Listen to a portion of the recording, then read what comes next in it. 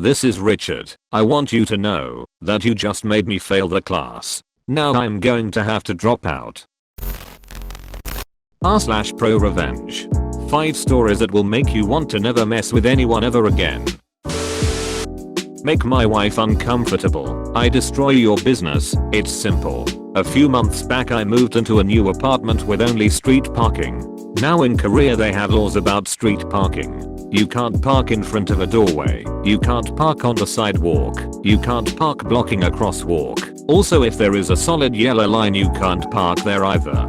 Outside of that, you're pretty much good to go. So we moved to this apartment. It was street parking only, but for the price we were paying I was willing to deal without having a dedicated parking spot. Across from my home is a restaurant that's more akin to a bar than anything else. I could tell it wasn't doing well. Well, one day I park in a legal spot and the owner of the restaurant comes out and goes, "That's customer parking." I look at him and look at the parking spot and go, "That's street parking. It doesn't belong to anyone." He goes, "That's my restaurant parking." And I go, "I don't care, it's a street parking." To which he says, "You must move your car." To which I tell him to call the cops. If it's really his spot, the police will enforce the law and I'll get a ticket. Hint, he didn't call the cops. He didn't call the cops cause he knew I was right. One day my wife calls me, says she can't park cause there's something blocking her way. I come downstairs and move the chair that was put in the parking spot to prevent people from parking. She parks. Guy comes out angry, sees me. He knows the deal. He knows I know the rules. He knows I'm not going to play his games. So he walks back in. A few weeks later the guy sees my wife about to move the chair and he goes and sits in it and makes my wife park around the block. My wife isn't nearly as confrontational as me. I get home. She tells me what happened. I go talk to the guy and I tell him I'm done playing games. The parking spot doesn't belong to him, it's first come first serve. And if he ever fucks with my wife again, it's game on. He laughs. I think the message stuck with him for a while, cause he let us be. Then about a month passes and my wife is alone and he yells at my wife to not park there. By this point COVID-19 cases in Korea are quite high and new strict measures are put into place. I know for a fact this guy is locking his doors when curfew hits and letting his customers party late in the evening. So one Friday evening at 10:30, which is 30 minutes past curfew, I walk over to his restaurant door, put my ear on the door and I can hear music and laughing. So I call the cops. They come over, kick everyone out and find the restaurant. I repeat this process 2 times over the course of the last 6 weeks. Each time sneaking out at night after curfew, seeing if they are violating the rules and if they are reporting them. Each time the cops came, ticketed and fined them with increasingly strict penalties. Today I notice the restaurant is shuttered and closed. I ask the next door business what happened. They said the landlord got tired of the police complaining to him about his tenant and apparently the business was behind on rent, so they kicked them out. Now my wife doesn't have to worry about them harassing her. TLDR. Business tries to bully us into not parking in a public parking spot. I report them to the authorities, which eventually results in them getting shut down. Jeopardize my college education. When I was a senior in college, I had a capstone class called Network Programming. The syllabus identified that we would have 3 major projects, each weighted roughly the same.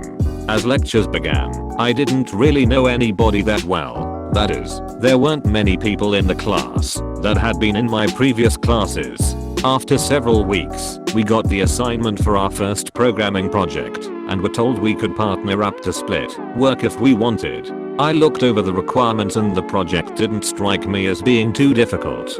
Given that this looked doable by one person and my lack of knowing anyone, I decided to code the project up by myself. I finished the project in well enough time, and when it was graded I only got dinged on minor bug. Several weeks later the next project was assigned, and it looked like one person could get the work done in a reasonable amount of time.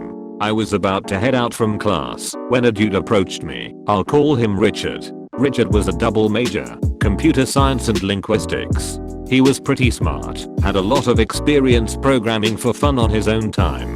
He had a proposition for me. If I would code up the whole second project by myself and submit on behalf of the both of us, he would code up the third project all by himself and submit for both of us. I said that's fine. but let's be each other's testers to make sure there aren't any bugs before we submit. Richard was up for it, and we shook hands on it. Again, I code the project up in plenty of time, shared my code with Richard, and asked him to get some testing done several days before our deadline. Richard said great, and a couple days later emails me to say he couldn't find any bugs. We turned the assignment in the day after, and got an A. I'm on track to get an A for the class, since all my tests, homework, and projects have all been A's.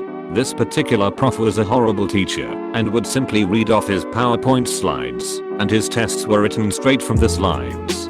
He also allowed us to have crib notes, where you could only have one side of one sheet of paper, not to exceed standard letter size. He didn't say it had to be handwritten. Awesome. So I wrote a script to scrape the text from all of his slides en masse, paste into a word processor, and shrank the font down to the lowest possible, while still being legible. He didn't even complain when I brought a magnifying glass when taking his tests. With such good notes, tests were a breeze. These notes were sought after by the few students that knew I had them, and being a nice guy I would bring a couple extra copies to share. Back to the third and final project. The prof gave the requirements out for this project really early so that we would have time to do the project while at the same time study for our finals. The deadline for the project was 2 days before this class's final. At this point I was so glad I didn't have to do any of the heavy lifting for this project, as I could use the time to study for my other tough finals. A couple weeks go by, and I hadn't heard anything from Richard, and he had been ditching class. I emailed him, and he assured me things were going great. I'll let him know he needed to finish relatively soon, to allow time for me to do testing, and allow time to fix any bugs that are found. He said sure, any day now. He said he just wanted to put the final polish on the code. Then it happened. He called me at 1 PM on the Sunday before the Monday deadline, and he was freaking out. My hard drive crashed, and all the code is gone. I asked him how that happened, and he said there was power blip and it nuked his hard drive. I asked him what about having synced the code to an online repository? He said he hadn't done any syncing. At that point I knew it was BS, and I told him give me your address, I'm coming over. I get to his house and he's ready for the both of us to try and code this up in time for turning in the next day. The project was to code up router software that was smart enough to route traffic in a near optimal way. This turned out to not be an easy task to do. Given we had no other choice, we start coding from scratch. Richard boots up his computer, and I was like, hey WTF Richard? I thought your machine was dead. He tries to tell me that it was, but he had a spare hard drive that he reloaded Linux on. And then I see all the customization he's done, how non-default applications are installed, and how his programming environment is all set up and ready to go. This all was something that could take an entire afternoon, not 30 minutes, since I called him on the phone. Richard was a fucking liar, and he thought he was so slick I believed him. Alright, nonetheless we need to get the program coded up. We end up working till 2 AM Monday morning, and we still did not have a functioning program. We had a solid base, but would need more time to finish. We email the prof asking for more time. The prof comes back and says, no, and no exceptions. We turn the code in anyway, hoping that we'll get at least partial credit. Nope, 0 points given. Big fat F. On my own. I email the prof requesting an urgent meeting. I spill my guts about Richard and I's arrangement, and how Richard completely fucked me over. I beg for any kind of mercy that can be afforded. The prof tells me to do the best I can on the final. At this point I calculated my grade for the class given the F on the project, and varying grades on the final. I was very close to getting a D for the overall class, and the degree would not accept anything less than a C. If I got a D, I wouldn't get credit for the class, and I would have to enroll for an additional semester, putting my graduation date out another 6 months. 2 months summer plus 4 months semesters. So what happened with Richard? I'm glad you asked. Fast forward to Tuesday, the day for the final exam.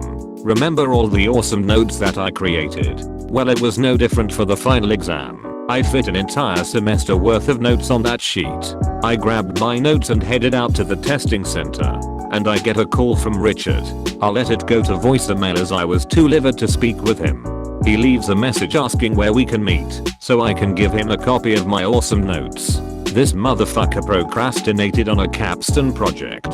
Found out he wasn't smart enough to do it himself. Lied to me about that being the case. And then expects my notes to the final exam. Oh fuck no. He tries calling a couple more times. And I let it go to voicemail. His voice is getting more and more desperate, and each message makes my justice boner get harder and harder. I take the test and I could tell that I nailed it, so I'm feeling better about possibly actually getting credit for the class. I turn my phone back on, and I've got 5 new voicemails. This chode was begging right up until the exam started.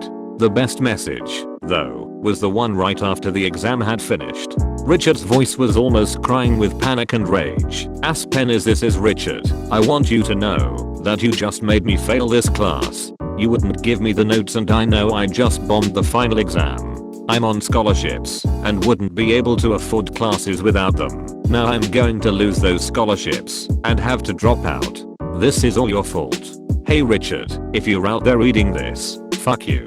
You did all that shit and then try to gaslight me? You did it to yourself and you deserved it all. And fuck you for your part in me getting my first and only C in a college class. TLDR.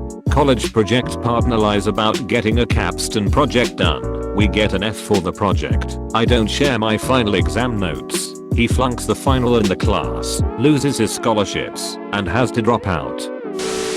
Got 40k for accidentally confiding a secret to a gossiping coworker. I worked at a chain salon in the US for minimum wage plus tips.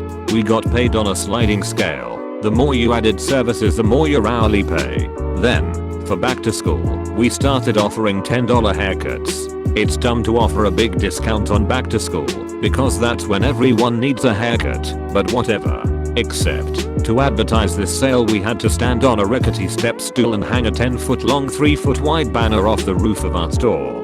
The step stool alone made it a dangerous task, but on top of it the sidewalk was uneven. Our manager insisted we do twice a day, open and close, in case someone steals the banner. Because certainly, someone would want to steal a banner with our logo that says $10 haircuts. It was annoying, but I was looking forward to my next paycheck. I had a high service dollar per hour, which should have meant a bigger hourly pay and paycheck. Except it didn't. That $7 haircut discount, it was coming out of our final service dollar calculations and we ended up making significantly less than usual. I'd worked there 4 years and this was the smallest back to school paycheck I'd ever seen.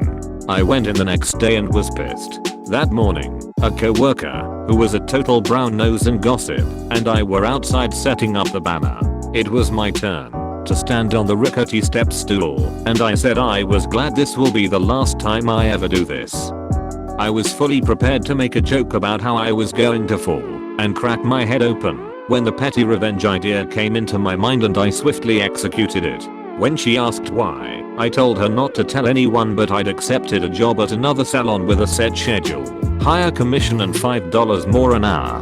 I said I'd planned on putting in my 2 weeks, but they needed me to start sooner. So I was going to work the weekend and not come back. This would leave us understaffed for the back to school rush. After reiterating she could not tell anyone, especially not our boss, she agreed.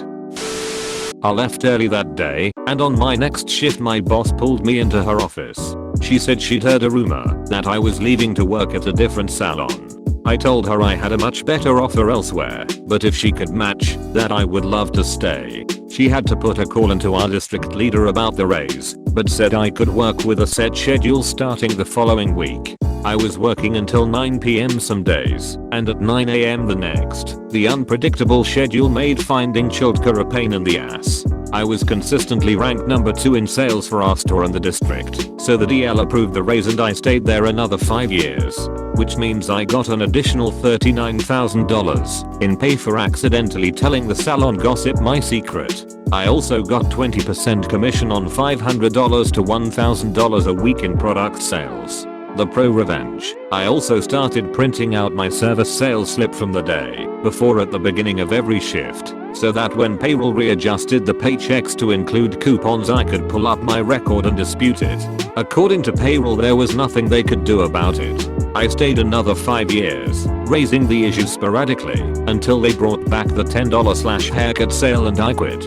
A few months after I left, I was made aware that a different employee in another state filed a class action lawsuit, and I got a letter asking if I wanted to be a part of it. I accepted, and the lawyer loved receiving 5 years worth of documentation, emails from corporate and payroll, etc. They had to go back through all of my paychecks and compensate me for the difference.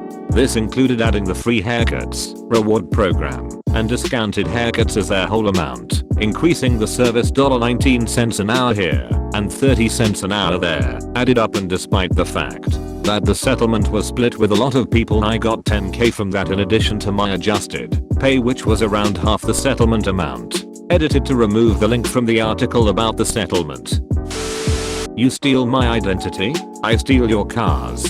I just recently found some of the Revenge subs around here and spent a chunk of my weekend reading the amazing posts on r/nuclear revenge. Last night, my husband and I were visiting with our neighbor on our patio, and I told them about one of the posts. Our neighbor then shared one of his non-nuclear revenge stories and gave me permission to retell it here. Names have been changed to protect the guilty. Our 40-something neighbor Frank Smith has a brother 3 years older named Fred, with the two similar in looks and build. Apparently these boys were not obedient children and got into trouble a lot. Frank, mostly, straightened up by the time he reached 21, but Fred kept at it with drinking, drugs, multiple DUIs, etc. While the two were still living at home with their parents in their early 20s, Frank happened to leave his wallet on the kitchen counter one night after coming home from a night out. The next morning, he discovered his ID wasn't in his wallet. Thinking he must have left it at a bar the night before, he tried locating it, but with no luck. Not thinking much about it, he just got a new ID. Fast forward a year or so, and Frank gets a phone call. It's his uncle whose son works at the county jail. Fred had been arrested, and their cousin happened to see him when he was getting booked under the name Frank Smith. Turns out Fred had given the police Frank's name and ID and was going to jail under Frank's identity. Needless to say, Frank was pissed. He went down to the jail to prove he was Frank, and Fred was a liar. Fred was ultimately sentenced to serve time and stayed put. During the time that Fred was in jail, Frank received a letter in the mail from the state BMV. It said that his two vehicles, an Audi sedan and a VW Bug, were due for e-checks, emission checks. Frank was confused because he only owned a truck. He went to the BMV and discovered that these two vehicles were indeed titled in his name. That's when Frank realized that his brother, who had lost the right to own a vehicle due to excessive DUIs, used his identity to register these cars. The Revenge. Frank asked how much it cost to get duplicates of the titles, $8 each. So he paid $16 and walked away with title documents for the two cars. He knew enough of his brother's friends to start calling around in search of the cars. Lo and behold, he located them both at different locations. Frank is a knowledgeable mechanic and could start these cars without keys, but he knocked on the door of each house where the cars were. He explained to each person that he owned the title to the car, showing them the document, and gave them the opportunity to remove their belongings from the vehicle before he took it. They understood and didn't push back, taking their things out of the car and handing him the keys. Frank proceeded to sell both cars and pocket around $3,000 for all his troubles. The good news is that after his stint in jail, Fred got sober and became someone Frank could actually be friends with. When your ex tells you to move out while she's on a work trip because the guy she cheated on you with is moving in, you get very creative moving out. I had originally posted this as a response to a question in r/unethical pro-life tips and was told that this would be appreciated here. Enjoy. I did this to an ex who asked me to move out while she was on a work trip and told me she was coming back with her new boyfriend. We were still together when she left. I got these little noisemakers, battery powered ones the size of a quarter, that emit sounds at just the right volume that you aren't sure if you really heard it, so quiet that two people could be sitting in an average sized room, and while one can barely hear it the other wouldn't hear a thing. They last ages and fit perfectly in light fixtures and in wall outlets. I got a box of 20 of them for like $100 on eBay and got so creative all over the house, her car. I even hid them in a boat her father got her. Rich family and she grew up sailing. Now these little bastards make a noise at complete random intervals. Could be minutes, could be hours, could take a whole day off. They cycle noises like children laughing, a dying breath as they called it, a whistle, scratching noises, some other ones I can't remember, but you get the idea. It was so unpredictable it was near impossible for someone to just figure it out. Months go by, I get a new place, get my life back up. Now we had a few friends in common, and one of them I kept up with. They were kinda sour about how she ended things, but they had grown up together and kept up the friendship, loosely talking and catching up on occasion. I never really asked about her, but one day we get to talking, and he's wanting to prank some friends on a camping trip, so I tell him about the noisemakers. As I'm telling him about them, he slowly starts making this face, like he's gradually losing his shit. He's got this huge grin on his face, and asks me, "You put these in your ex's shit, didn't you?" And when I admit, he starts laughing hysterically. Turns out her new boyfriend had only lasted a few months and had left telling her that he couldn't handle whatever was going on with them and their mental states. Turns out for a while they had both heard things and sometimes only one would hear them, which gave the illusion that something really fucked with them was going on in their heads at different times. They couldn't figure it out and eventually he wanted out completely, and having run down all the crazy list of shit people who are hearing voices would think, ended it believing he had been infected with some brain worm the government was putting in vaccines or something like that. It was amazing. I hadn't expected to hear anything about it. I rode that train for weeks. When it went away I got another hit of that high. She moved out, told her parents she didn't want the house and to give it to her brother or sell it. Wouldn't tell them why. I always tell people who ask about her that I hold no grudge, and don't tell them the part where I totally fucked with her so bad I overshot the got her backstage and hit the blissful state of satisfied with my work. My wife knows this story by heart because it's her favorite one to tell. And that is the end of the video. Stay safe out there, kids. If you enjoyed this vid, why not like and subscribe, or click one of the videos on screen. Plenty more revenge stories to come.